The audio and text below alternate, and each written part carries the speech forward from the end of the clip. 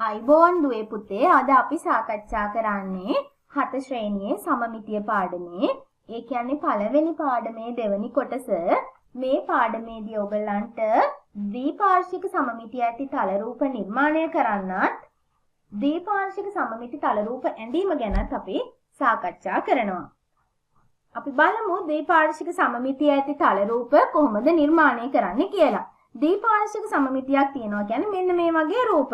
කියන්නේ සමමිති අක්ෂයක් තියෙනවා. මෙන්න මේ වගේ සමමිති අක්ෂයක් තියෙන ද්විපාර්ශ්වික සමමිතිය ඇති තල රූප නිර්මාණය කරන්නේ කොහොමද කියලා දැන් අපි බලමු. ඔයගලන්ගේ පොතේ තියෙනවා ක්‍රියාකාරකම 3. මේ ක්‍රියාකාරකම ඔයගොල්ලෝ කරන්න ඕනි. මම දැන් කියලා දෙනවා කොහොමද කරන්නේ කියලා. ඕනෑම හැඩයක් ඇති කඩදාසියක් සහ කතුරක් සපයා ගන්න. ඊට පස්සේ පියවර 2 කඩදාසිය ඕනෑම ආකාරයකට දෙකට නවා ගන්න. මේ වගේ ඔයගලන් කඩදාසිය දෙකට නවා ගන්න ඕනි. නැමුම් ධාරයේ කොටසක් රූපයට ඇතුළත් වෙන පරිදි කඩදාසි පත්‍ර කොටස් දෙකම ඇතුළත් වෙන කොටසේ ඕනෑම හැඩයක් ඇඳ ගන්න. දැන් මේ නමපු කඩදාසිය අපි රූපයක් ඇඳ ගන්නවා. ඊට පස්සේ ඇඳගත් හැඩය කපා ගන්න. කපා ගත්තාම ඒ හැඩය දිග ඇරියාම මෙන්න මේ වගේ රූප ඔයගලන්ට නිර්මාණය කරගන්න පුළුවන්. මේ විදිහට කඩදාසියක් අරගෙන නවන්න දෙකට. දෙකට නවලා ඒකේ රූපයක් අඳින්න. මෙන්න මෙහෙම රූපයක් අඳින්න. රූපයක් ඇඳලා මේක කපන්න.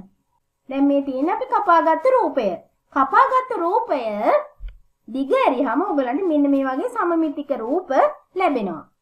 එහෙනම් මේ ආකාරයෙන් ඔයගලන්ට සමමිතික තල රූප නිර්මාණය කරන්න පුළුවන්. තවත් ක්‍රියාකාරකමක් ඔයගලන්ට දීලා තියෙනවා ක්‍රියාකාරකම 4. පියවර 1 තවත් කඩදාසියක් ගෙන ඒ ඍජු මුල්ලක් ලැබෙනසේ දෙවරක් නවා ගන්න. දැන් මේ වගේ ඍජු මුල්ලක් ලැබෙන විදිහට කඩදාසිය දෙපාරක් නවන්න ඕනි. එම ඍජු මුල්ල ඇතුළත් වෙනසේ කඩදාසි පත්‍ර 4ම ඇතුළත් වෙන කොටසේ හැඩයක් ඇඳ කපා ගන්න. දැන් මේ වගේ හැඩයක් ඇඳලා ඒ හැඩය කපා ගන්න. ඒ දිග ඇරීමෙන් නැවුම් ධාර ඔස්සේ සමමිති අක්ෂ දෙකක් සහිත රූපයක් ඔයගලන්ට ලබා ගන්න පුළුවන්. මේ වගේ සමමිති අක්ෂ දෙකක් සහිත රූපයක් ඔයගලන්ට ලබා ගන්න පුළුවන්. මේ වගේ ඔයගලන්ට රූප නිර්මාණය කර ගන්න පුළුවන්. මේ තියෙන 4ට නම් වූ කඩදාසිය. ඒ කඩදාසිය මෙන්න මේ වගේ රූපයක් ඇඳ ගන්න. රූපයක් ඇඳහම ඒ කියන්නේ මෙතන මේ මුල්ලත් සම්බන්ධ කරලා තමයි අපි රූපය අඳින්නේ. ඊට පස්සේ කැපුවාම කපලා දිග ඇරියාම මෙන්න මේ වගේ රූපයක් ඔයගලන්ට ලැබෙනවා. මේකේ සමමිති අක්ෂ දෙකක් තියෙනවා. අපි ක්‍රියාකාරකම 5ක් බලමු. ක්‍රියාකාරකම 5 කියන්නේ කඩදාසියක් හා සායම් ස්වල්පයක් සපයා ගන්න. කඩදාසිය කැමැති පරිදි දෙකට නවා ගන්න. මේ වගේ අපිට කඩදාසිය දෙකට නවා ගන්න පුළුවන්. නැමුම් කඩදාසියේ එක් පත්‍රයක ඇතුළු පැත්තේ නැමුම් ධාරයේ කොටසක් ඇතුළත් වෙනසේ සායම් බිඳුවක් දමන්න. මේ වගේ නැමුම් ධාරයක් ඇතුළත් වෙනසේ සායම් බිඳුවක් දමන්න. සායම් බිඳුව මැදි වෙනසේ නැවත කඩදාසියෙම නැමුම් ධාරය ඔස්සේම නමා හොඳින් පිළිමදින්න. ඒතර කඩදාසිය දිග ඇරියාම ඔයගලන්ට පේනවා මෙන්න මේ වගේ සමමිතික රූපයක් ලැබිලා තියෙනවා.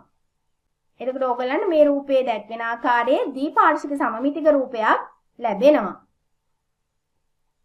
මේ ආකාරයෙන් ඕගලන්ට රූප කිහිපයක්ම ලබා ගන්න පුළුවන්. දැන් මේ තියෙන කඩදාසිය නැමුවා. ඊට පස්සේ ඒ නැමුම් ධාරයත් ඇලෙන පරිදි තීන්ත බිඳුවක් දානවා.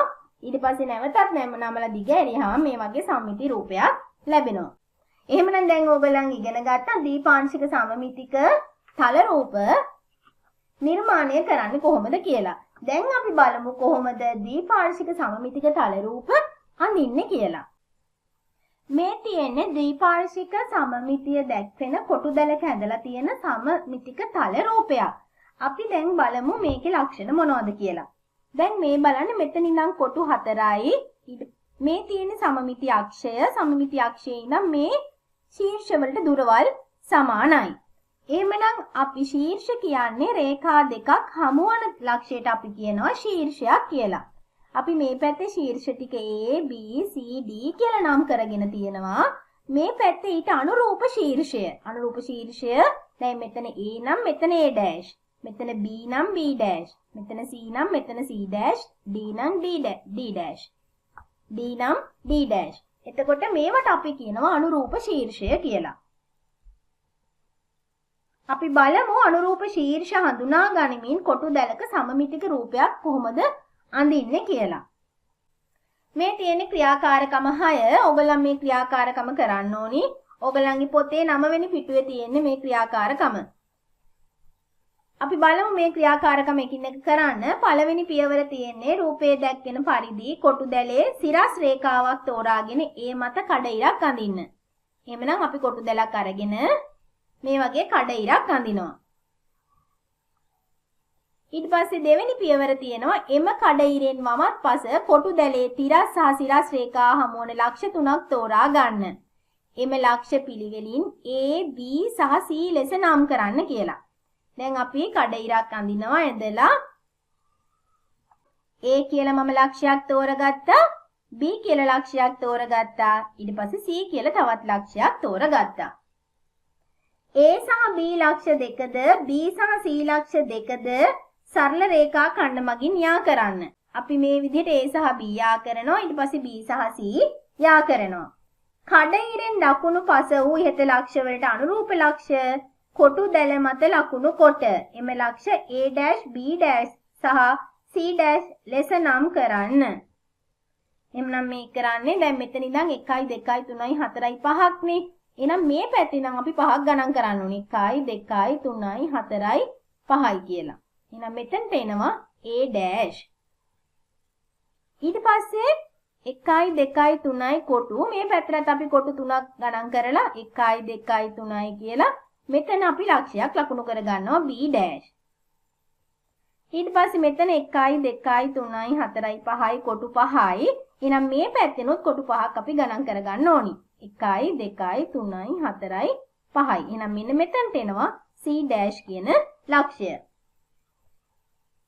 දැන් A' සහ B' ලක්ෂ දෙකද B' සහ C' ලක්ෂ දෙකද යා කරන්න කියලා තියෙනවා. එහෙනම් අපි A', B' සහ B' C' මේ විදිහට යා කරගන්න පුළුවන්. ඊට පස්සේ අපිට පියවර 5 විදිහට කියනවා A සහ A' ලක්ෂ දෙකද C සහ C' ලක්ෂ දෙකද සරල රේඛා ඛණ්ඩ මගින් යා කරන්න. එහෙමනම් අපි මේ ලක්ෂ දෙක මේ විදිහට යා කරනවා, C සහ C' මේ විදිහට යා කරනවා. දැන් ඕගලන්ට සමමිතික රූපයක් ලැබිලා තියෙනවා. දැන් මේ ලක්ෂණය ප්‍රයෝගී කර ගනිමින් තවත් සමමිතික රූප අඳින්නේ කොහොමද කියලා අපි බලමු. ඊට පස්සේ මේ වගේ සමමිති අක්ෂයක් ඇඳගත්තා. ඇඳගෙන A කියලා නම් කරා. මේ ලක්ෂයක් 1 2 3 4 5යි. මෙතන ඉඳන් කොටු 5ක් අරගෙන A කියලා නම් කරා. ඊට පස්සේ මෙතන කියලා නම් කරනවා. ඊට පස්සේ තවත් තැනකින් මෙතන කොටු 2ක් අරගෙන C කියලා නම් කරා. දැන් අපි මේ A සහ B සහ C රේඛාවකින් යා කරනවා. දැන් අපි බලමු Aට අනුරූප තවත් ලක්ෂයක් මේ පැත්තෙන් අඳින්න. එහෙමනම් අපි කොටු මේ පැත්තට 5ක් තිබ්බනේ. එහෙනම් මේ පැත්තට කොටු 5ක් තියන්න ඕනේ. 1 2 3 4 5යි කියලා. එහෙනම් මෙතනට ලක්ෂයක් එනවා A' කියලා. මෙතන ඉඳන් කොටු 4යි තියෙන්නේ. එහෙනම් මෙතන ඉඳන් කොටු 4ක් ගියාම B' කියලා ලක්ෂයක් එනවා. ඊට පස්සේ මෙතන ඉඳන් කොටු 2ක් තියෙනවා. එහෙනම් මෙතන ඉඳන් කොටු 2ක් ගියාම C' කියලා ලක්ෂයක් එනවා. දැන් අපි A' B' C' යා කරනවා මෙන්න මේ විදිහට. දැන් ඕගලන්ට තියෙන්නේ A සහ A' යා කරන්නත් C සහ C' යා කරාමත් සමමිතික තල රූපයක් ඕගලන්ට ලැබෙනවා. සමමිති අක්ෂය ඇඳලා මෙතනින් A කියලා නම් ලකුණු කරනවා කොටු 4ක් ගියාම. ඊට පස්සේ තවත් කොටු 4ක් ගියාම මෙතන B කියලා නම් කරනවා. එතන ඉඳන් තවත් කොටු 4ක් ගිහින් මෙතන C ලක්ෂයක් අපි නම් කරගන්නවා. මෙතන ඉඳන් කොටු 4ක් ගිහිල්ලා අපි D ලක්ෂය ලකුණු කරගන්නවා. දැන් අපි බලමු මේ A B C D යා කරන්න. A B C D අපි යා කරා. දැන් ඊට පස්සේ කරන්න තියෙන්නේ මේ A B C D ට අනුරූප ලක්ෂ්‍ය හොයන්න ඕනි මේ පැත්තෙන්. එහෙනම් A ට අනුරූප ලක්ෂ්‍ය වෙන A' තියෙන්නේ 1 2 3 4ක් ගියාම මෙන්න මෙතනින්. මේ පැත්තෙන් කොටු 4යි. ඒ නිසා සමමිති අක්ෂයේ ඉඳන් කොටු 4ක් මෙතනට ගන්න ඕනි B dash ගන්න. ඒ කියන්නේ B ට අනුරූප ලක්ෂය හොයාගන්න. එහෙනම් මෙන්න මෙතන තමයි B ට අනුරූප ලක්ෂය තියෙන්නේ. ඒතර C ට අනුරූප ලක්ෂය තියෙන්නේ මෙතන ඉඳන් කොටු 4ක් ගියාම. ඒ කියන්නේ මෙන්න මෙතන. D ට අනුරූප ලක්ෂය එනවා මෙතන ඉඳන් කොටු 4ක් ගිහිල්ලානේ D තියෙන්නේ. සමමිති අක්ෂයේ ඉඳන් කොටු 4ක් ගියාම තමයි D තියෙන්නේ. එහෙනම් සමමිති අක්ෂයේ ඉඳන් මෙන්න මේ පැත්තට කොටු 4ක් ගියාම අපිට D dash ලැබෙනවා. දැන් අපිට පුළුවන් A dash B dash C dash සහ D dash යා කරගන්න. මේ ආකාරයෙන් ඔයගලන්ට යා කරන්න පුළුවන්. දැන් අපි මොකද කරන්නේ? A සහ A dash යා කරනවා. D dash සහ D යා කරනවා. එහෙනම් ඔයගලන්ට තවත් සමමිතික රූපයක් මේ ආකාරයෙන් ලබා ගන්න පුළුවන්. මේ විදිහට අපි සමමිති අක්ෂය අඳිනවා. A කියලා ලක්ෂයක් ලකුණු කරනවා. මේ විදිහට B කියලා තව ලක්ෂයක් ලකුණු කරනවා. මෙතන 1 2 3යි කොටු 3ක් ගිහින් තමයි A ලක්ෂය ලකුණු කරේ. 1 2 3යි 4යි 5යි කොටු 5ක් ගිහිලා B ලක්ෂය ලකුණු කරා. ආපහු C ලක්ෂයක් ලකුණු කරනවා කොටු 3ක් ගිහිල්ලා. මේ A සහ B B සහ C අපි ආ කරා. ඊට පස්සේ A ට අනුරූප ලක්ෂය මේ පැත්තෙන් තියෙන්න ඕනේ A dash. කොටු 3ක් ගියාම A dash.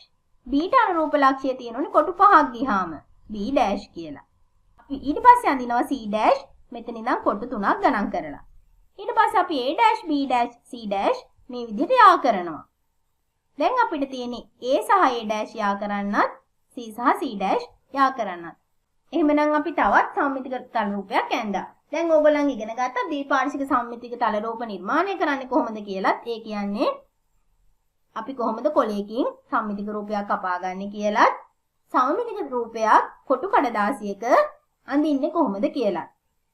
දැන් මේකෙන් අභ්‍යාසයක් තියෙනවා. 1 අභ්‍යාසය ඔයගොල්ලෝ 1 අභ්‍යාසය කරන්න ඕනි. 1 අභ්‍යාසයේ පිළිතුරුත් එක්ක අපි ඊළඟ පාඩමෙන් හමු වෙමු.